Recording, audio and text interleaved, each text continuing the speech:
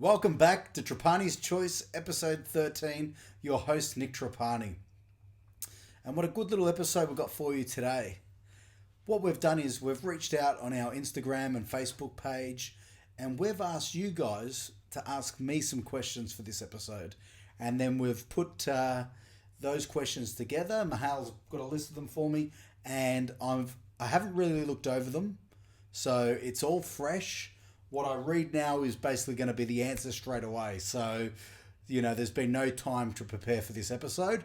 It's going to be raw and it's going to be exactly what it is. So I hope you guys appreciate that. Before we get started, I'd just like you guys to subscribe to my YouTube channel, Trapani's Choice. Also, follow my Instagram page to make sure you don't miss out on any unplugged content that we put out for you. Also our stories, and you'll also keep up to date with everything that we're doing. So let's get started into the episode. And I just want to say I really appreciate you guys taking the time to actually write questions also to my inbox. And there's been some fantastic questions. I really didn't know what we were going to get, because when you ask really for questions, you think, Jesus Christ, what are we in for here? But really, I got to say, I'm really happy with the quality of questions which people have asked. As I said, I haven't gone over them properly. I've had a quick glance, but I can see that they're really quality questions, so I appreciate that. One question I did get asked a couple of weeks ago, if you'd seen the episode that I had my son sitting on my lap at the start of the podcast, he reaches over to my drink and starts drinking it, eating the ice out of it, and eating the fruit. And as you're aware from previous podcasts, I do love gin and tonic, which I've got a lovely gin and tonic tonight. But I've been trying to be really healthy in this phase of the lockdown. I've been trying to eat quite clean, and I haven't really been drinking that much. So when my son was drinking out of my drink, I promise you, it was just water with some fruit and ice. I had some people question me whether he was drinking alcohol, and there's no way that I would do that, at least on camera. So, with that being said, and clarifying that my son's not an alcoholic, let's get into the questions. All right, and I apologize if I get some of your names wrong. Reading is not my strong point, which is also might get into that when I talk about writing my jokes. I don't necessarily write a lot of things down because reading and writing is not a strong point. So a lot of it's done through recordings for me. But anyway, that's another point. All right, so let's start off with Michael _beats 86. Will you do more stand-up after the lockdown? If so, where can we find you? Well, who knows what's going to happen after this lockdown? Where will you find me? Let's hope that things do go back to the way that they are or were before these lockdowns and the pandemic and whatnot, which has really taken a toll on live entertainment. Now, I did have a show in this year's Melbourne Comedy Festival. Unfortunately, that got cancelled due to the pandemic. So that's a shame, because I was really looking forward to that. In doing that, I probably wasn't prepared enough for it though, so the pandemic did save me in a way. But no, look, that's why I strongly suggest following my Instagram page at Trapani's Choice, because when things do open up again, we will be letting you know on that page where I will be performing, and hopefully it's sooner rather than later, because I'm getting a little bit itchy. All right, so Starless _84. If you were to share the stage with one of your 6 most influential comedians, who would it be? Wow. Oh my God. Jeez, that's a really hard question, because they all mean so much to me, and it's so hard to pick just one.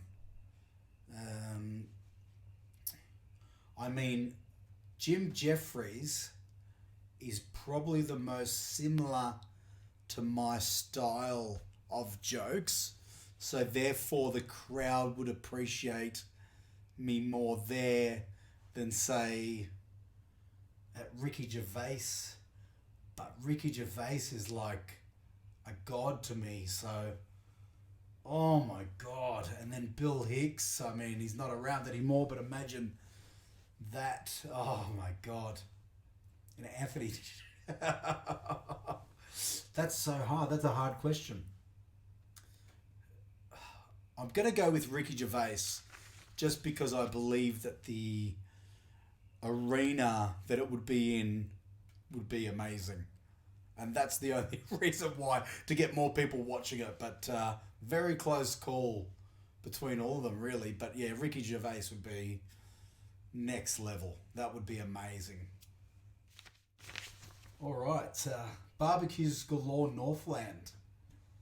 Do you regret leaving leaving us for your clinic and your stand-up comedy? Do I regret leaving you? Look, I regretted leaving at the time. That's for sure, because I was working at Barbecues Galore when I first left high school, and I left to do a plumbing apprenticeship, and I actually electrocuted myself in the first couple of weeks of plumbing, and the actual owner of that business said to me, he goes, "Why would you electrocute yourself?" What a stupid question. Probably so I don't fucking work with you. But yeah, that was an interesting business, that one, and I ended up leaving that.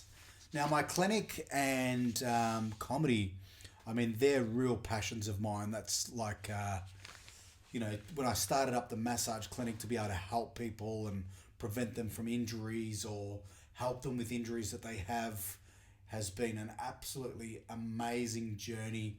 And I'm still doing it. I still love it. Don't get me wrong. But stand-up comedy and podcasting is really where my heart is at the moment.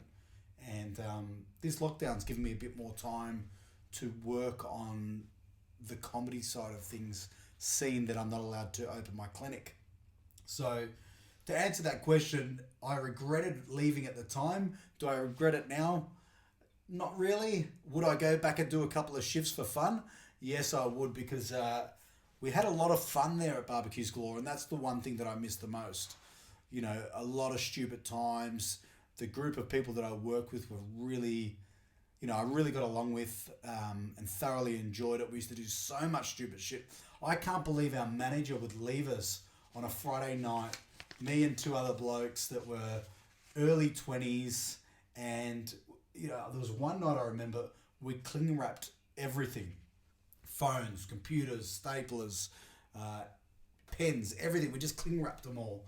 And the next day when the staff got in, they opened up and the phone started ringing and they couldn't answer the phones because they were cling wrapped. And that was the stupid shit we did all the time. It didn't stop. So sorry to the manager, the store manager, for that.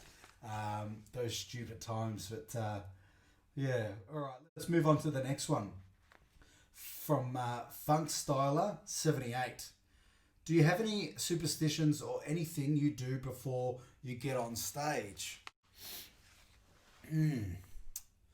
Well, I wouldn't say. Well, maybe I am superstitious. I guess I am a little bit, but I don't go to the lengths of, like, say, a footballer or an athlete where they say that they wear the same jocks every time they play and whatnot. And also, working in the industry, I have seen that happen a fair bit. So I wouldn't say to that level.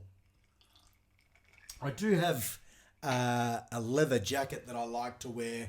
I'm quite comfortable on stage, but I don't like to make that a thing. Probably one thing that I do is I always make sure before I leave, I have a nice shower. I'm wearing comfortable clothes that I feel good in. There's a couple of rings I like to wear. So I don't know. I just like the feel of when I'm holding the microphone with a ring on, a nice watch maybe. They're just things really to take away from any like self-esteem issues you might have before you get up on stage. But in terms of when superstitions, I guess one actually is that I don't look at my phone from the time that I leave to go to the venue until after I get on stage. And that's more so the reason that if you receive anything that might put you off your set before you get on, I remember one time that I did receive a message that really brought down my mood before I went on stage. So that's one thing that I make sure now is that I never ever look at a message or a call before I go on stage. Leave that for after. So that's a bit of advice as well for someone starting off. And I guess that's become a superstition. So, all right, here we go. Here's one, Dickie DC, a friend of mine who actually was in one of my podcasts. Dick, why did you enjoy all the times when you were drinking vodka Red Bears throwing up? Well, I didn't enjoy throwing up when I was drinking the Red Bears, but look, to give you a bit of background to that story, I always suffered with acid reflux due to the valve at the top of my stomach not working. And what usually when you're 15, 16 and you're going out drinking, you might go out and eat some shit food beforehand, some McDonald's or something. So I've already put something in that's going to affect me. And then we were drinking cheap alcoholic drinks. I remember those Red Bears. I think they were like, I think it was $10 for a 4-pack, and they were massive cans. And we'd scull them. And at some point of the night, I would always throw up. And just to give you an idea, really, there was a couple of years there that almost every night I did throw up, which is quite disgusting and probably a bit of an overshare. But by the time I got to dinner time, it was already, my guts were already in quite a bad way from the acid reflux. So look, I've had that surgery and had that valve repaired. So now I don't get that. I'm in a good place and I generally don't throw up anymore and I don't drink Red Bears. So thanks for that question, Diggy. Appreciate it. Glad you remember that. All right, so Bobber_728. And now Bobber's written a couple of questions. I apologise to Bobber if we don't get through all of them, due to we want to keep this episode down to a time limit. So he was kind enough to write at least 5 or 6 questions, and I really appreciate that. And we might even get into some of those in a podcast down the future. So, and that will be Trapani's choice. So, all right, first question from Bobber. What was the feeling you got when you first got a laugh on stage? What was going through your head? I think the first time I got a laugh on stage, there was no feeling because I was shitting myself so much and I was so scared that I don't even recall if anyone laughed in my first at least 5 sets, until you sort of get to a stage where you're comfortable, you're relaxed, and you can start then reading what the crowd's doing. But I don't remember getting a laugh on stage. I do though, you know, getting a laugh now especially is probably one of the best feelings in the world. For me anyway. And when you've been on, you've had a really good set and you've done well, and then going off stage, you just feel amazing. Like there's this level, like these chemicals that are released that are just feel good chemicals, and you're on cloud 9, you feel amazing. And especially that first laugh when you first get on stage, because you don't know what the crowd might be into. And when you know that first joke works, and then that leads into other ones that are quite similar and whatnot, that's such a good feeling. So, yeah, but the first time, I don't remember it all at all. Oh. All right, second question from Bobber. Is the world flat or round? Oh, wow. Well, I do love my conspiracy theories, as some of you may know, and as I've mentioned previously in the podcast. and I can't wait to do an episode based on conspiracy theories. But this is one I definitely don't agree with, the Earth being flat. I do appreciate, though, the level that they've gone to for some of their theories on why it's flat, and we have never seen an image of the Earth that hasn't been photoshopped or whatnot. I don't know the specific terms for that because I'm a comedian, not a scientist. But I do know that it's not a perfect sphere. It is quite odd shaped, but it's not. It is round. To that, if that answers that question. All right, and as I said, I'll get back to some of Bob's questions another time. But I really appreciate you putting in those questions, Bobber, and I might even answer some in an unplugged section, maybe. All right, this one's from Nadja DC. What's the most inappropriate joke you have been working on? Wow. That I have been working on. Well, I guess they're always being worked on, jokes, and you keep on changing them a little bit until you think you've perfected them. I think the most inappropriate joke would be my 9/11 joke, but therefore I have jokes about people touching my son's bum. There's jokes about people in wheelchairs. There's all sorts of jokes. So, but I think in terms of the audience and what they, how they react to it, I guess the 9/11 would be the most inappropriate joke that I have. I have been working on a lot more. They are in similar sort of things, but I'm trying to do a few little different things at the moment that might not be as inappropriate. So I have to say the 9/11 one to answer that question.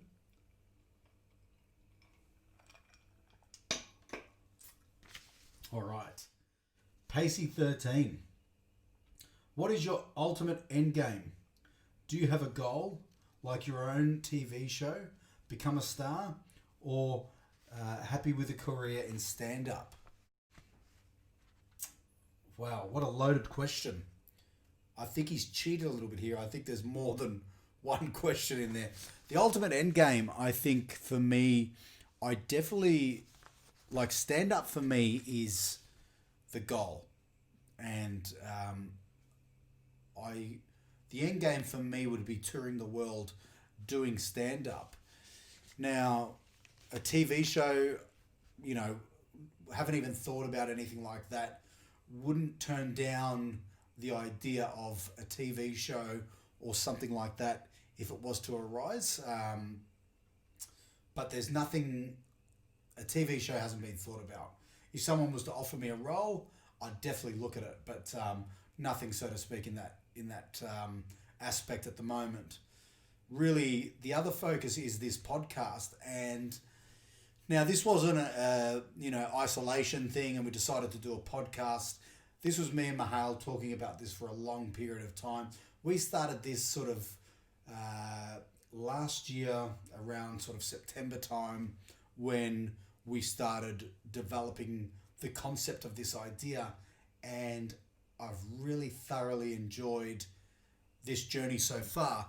Now, before I ever did the podcast or anything like that, I never put myself on social media, or stand-up, whatnot as well. I never put myself on social media.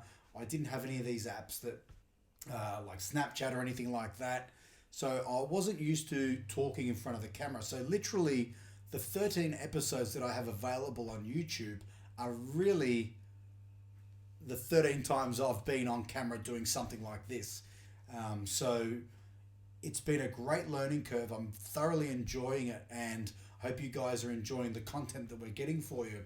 So that being said, I'm loving the podcast and stand-up. So to make a career out of that and travel the world doing it would be the end game. All right. Haldana Comedy. Do you have a favorite joke? A favorite joke? Ooh, a favorite joke. Look, I like all of my jokes because I wrote them. But no, in seriousness, my favorite joke would probably have to be the joke that I just spoke about my son. Now, the joke is basically, just so you have an idea of it, is it's very hard doing this, and I'm not going to do it justice because when you're on stage and you roll a joke into another joke and it all flows. But the concept of the joke, so you understand it, is that do you guys realize there's a difference between things that women can say than men can say? And I know it's a touchy subject, but it's true. Now, when we had our son, we had my wife's friends over to come visit. And I went to go change my son's nappy in the other room. And while I was getting him changed, one of my wife's friends yelled out, "Nick, before you put a nappy back on him, bring him back in here. I love the feel of a newborn bum." And I did it. I brought him back in without a thought. And then a few weeks later, one of my friends had a baby. And I waited for him to go change his daughter's nappy in the other room. And I said, "Gary, before you put a nappy back on her, you bring her back in here." I love that joke for many reasons. One, because it's completely and utterly wrong. And the other reason is that it's such a true joke that actually, apart from the last part, that's completely made up.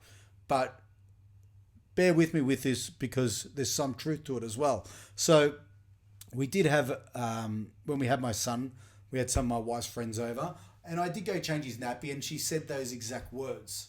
And I didn't think anything of it at the time, but then after they left and everything, I thought, imagine if a guy said that when he went to visit one of his friends. I loved that concept because it's so creepy. Now, the part that's true about the second part of that joke is, I do have a friend named Gary, and I love when you use that, because you say Gary, that's a nice way of saying it, but if you say Gary, it just sounds creepy. And then him and his partner Jess weren't pregnant when I wrote that joke. There were talks of kids, but they weren't pregnant. And then they fell pregnant, and I'd written the joke before they knew the sex of the baby. And obviously I said daughter because, once again, it's a bit more crude. It's a bit more, offensive, I guess. So that's why I added girl. But they had a daughter just recently, so they believe that it was Trapani's choice of the sex of the baby. So that would have to be my favourite joke. Probably not yours, but anyway. Next question. BN_A. What's your favourite place in the world? I find it very hard to pick favourites in any of these things. I like to have a couple of things. One of my favourite places is probably Sicily. It's where I'm from. And I did get the opportunity to go to Sicily on my honeymoon about 6 years ago. And it's the first time I'd been to Italy. My surname is a province in Sicily, so I got to visit this small village, and it's actually where they make salt. So if you go to any restaurants where they have salt from Italy, it's usually from that village. Now, both my dad's parents died when he was quite young, so it was almost like bits of the puzzle of my history and culture was sort of, taken away, because I believe you may learn that from your grandparents. Now, not having that, but then going there actually showed me, it kind of made sense to me then. So I guess that was a very special place for me. To add a second one in there would have to be Bali, because I love, I never used to like it because I really thought it was a bogan thing to do to go to Bali. But We've been going there for many years. My son's gone 6 times, I believe, and he's 4, just turned 4 last week. So the first time we went when he was 4 months old, oh, not the first time we went, first time we took him, but Seminyak is probably the place I like to go in Bali due to having the most amazing restaurants that tied in with massages, hot weather, and lovely people. So Bali's definitely a very special place for me as well. And I just can't wait to get back there once this lockdown's over and everything's back on track again. All right, Matt Campino. What joke topics are off limits, if any? Well, this is a touchy subject because I do believe that there should be no jokes that are off limits, or no topics that are off limits, because comedy is the last thing left that you can really talk about anything. That being said, I would never do any racist jokes. That's me. I might pick on my own race. But that's really all that comes to mind. Everything else is free game. And that's just a personal opinion for me because I don't appreciate racism. Doesn't mean that I care what someone else does. If someone else does it, I'm not going to get overly offended by what they're doing. It's just that's my decision and what I would never do. So that's really what's off limits. And I mean, my style is quite, shock value, sort of offensive humour, whatnot. So there are a lot of topics that we push the boundaries in. And in some of the in the series that I just did previously, I think Jim Jeffries spoke about the lines here at the moment, and we try and push to that line. Doesn't mean that line doesn't change later on down the track, but we always try and push the limits as comedians of breaching that line. So nothing's off limits. All right, last question is from V Dondata. What do you tell yourself right before getting up on stage? Now, what do I tell myself without seeming too narcissistic? I guess I really just try and pump myself up a little bit because it's very easy for self-doubt to come in before you do something where you're putting yourself out there. You're on stage, you're vulnerable and whatnot. So I think one thing I always try and tell myself is that if there's someone in the crowd that doesn't like what I'm doing, at least I have the guts to be up here doing it. Because a lot of people say that, oh yeah, I'd love to do stand-up or whatnot, but it's very hard to be actually doing it. So I try and convince myself maybe that, that I'm good just for doing that. And then I sort of pump myself up a bit more by telling myself I'm amazing. No, I don't really. But I definitely talk myself up a little bit in the sense of, you're good, you can do this. These jokes I just remind myself these jokes, a lot of them that I've tried have worked. If they're new jokes, I generally don't always just do full sets of new jokes. I will throw new jokes into the mix. Reason being is that you want a couple of jokes that that works to build that confidence up. But that's really all I tell myself before I get up, that I can do it. One thing that I was always scared of, especially when I was quite young in high school, was that I would get up and start talking and my voice wouldn't work. It was always a fear. But and I think still today, like I see myself, once I start talking, it's almost like that relief and that weight off the shoulders, and my voice does work, and then I relax into the set. But that's that's a little bit separate and quite silly. But once again, as I said, I really appreciate all the question guys and taking your time out to providing those questions. And they were fantastic questions. So really, really appreciate it. And I hope you've enjoyed me answering these questions in this episode.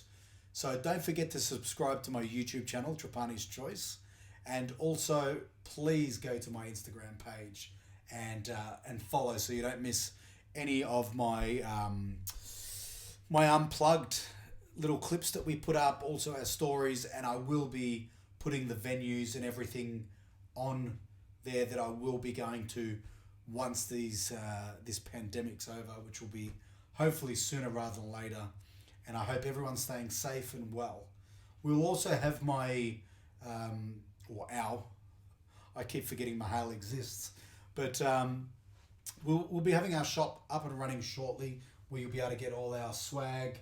We've got jumpers like this, hats. We'll have t-shirts. We've got a couple of face masks, all those types of things. So we really appreciate your support in everything that you guys do as well to make this happen, and the comments and everything that you leave, help us to keep doing what we do. So thank you, and we appreciate it. And thanks again for all the questions. I hope you've enjoyed this episode, and can't wait to be doing the next one for you guys. See you guys soon. This has been Trapani's Choice.